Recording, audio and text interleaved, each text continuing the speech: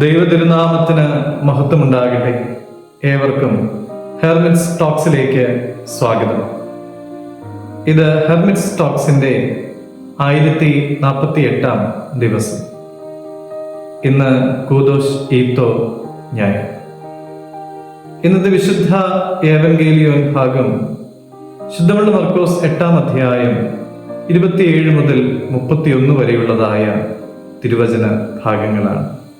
സഭാ കലണ്ടർ അനുസരിച്ച് സുറിയാനി സഭയുടെ പുതിയ വർഷം ആരംഭിക്കുന്ന ദിവസമാണ് കൂദോഷ് ഈത്തോ അഥവാ സഭയുടെ ശുദ്ധീകരണം. സഭയുടെ ശുദ്ധീകരണം എന്നാൽ അത് സഭാമക്കളുടെ ശുദ്ധീകരണം തന്നെയാണ്. ഹെർമോൻ മലയുടെ അടിവാരത്തിൽ ഹെരോദ ഫിലിപ്പ് പണി കഴിപ്പിച്ച ഫിലിപ്പോസിന്റെ കൈസരിയായിലേക്ക് യേശുതമ്പുരാൻ പോവുകയാണ്. അവിടെ വെച്ച് യേശുതമ്പുരാൻ തന്റെ ശിഷ്യന്മാരോട് ചോദിക്കുകയാണ്, ജനങ്ങൾ എന്നെ ആരെന്ന് പറയുന്നു?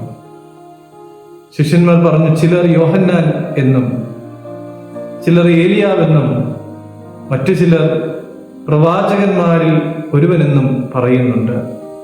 യേശുക്രിസ്തുവിന്റെ മനുഷ്യാവതാരത്തിന്റെ മർമ്മപ്രധാനമായ രഹസ്യം ശിഷ്യന്മാർക്ക് വെളിപ്പെടുത്തുന്നതിന്റെ ഭാഗമായിട്ടാണ് അവിടെ വെച്ച് യേശുതമ്പുരാൻ മനുഷ്യർ എന്നെ ആരെന്ന് പറയുന്നു എന്ന് ശിഷ്യന്മാരോട് ചോദിച്ചത്. ജനത്തിന്റെ ധാരണ എന്താണ് എന്ന് തിരിച്ചറിഞ്ഞതിന് ശേഷം യേശുതമ്പുരാൻ ശിഷ്യന്മാരോട് വീണ്ടും ചോദിക്കുകയാണ്, നിങ്ങൾ എന്നെ ആരെന്ന് പറയുന്നു? പത്രോസ് പറഞ്ഞു, നീ ക്രിസ്തുവാകുന്നു.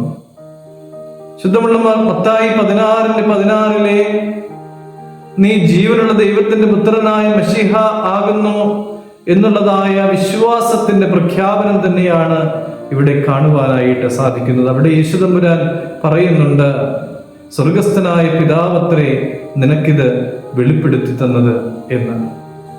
ജനങ്ങളുടെ ചിന്തയും ശിഷ്യന്മാരുടെ ചിന്തയും തമ്മിൽ വലിയൊരു അന്തരമുണ്ട്. ശിഷ്യന്മാർ തിരിച്ചറിഞ്ഞതുപോലെ തിരിച്ചറിയുവാനായിട്ട് നമുക്കും സാധിക്കണം.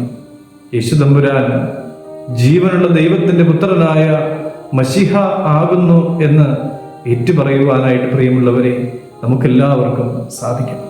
അതുപോലെ തന്നെ നമ്മുടെ ജീവിതം വിശുദ്ധമായി കാത്തു സൂക്ഷിക്കുവാനും നമുക്കെല്ലാവർക്കും സാധിക്കണം. സഭയുടെ ശുദ്ധീകരണത്തിന്റെ ഈ നാളിൽ സഭയാകുന്ന നമ്മൾ ഓരോരുത്തരും ശുദ്ധീകരിക്കപ്പെടുവാനായിട്ട് ഇടയാകട്ടെ എന്ന് നമുക്ക് പ്രാർത്ഥിക്കാം. ദൈവം അനുഗ്രഹിക്കട്ടെ.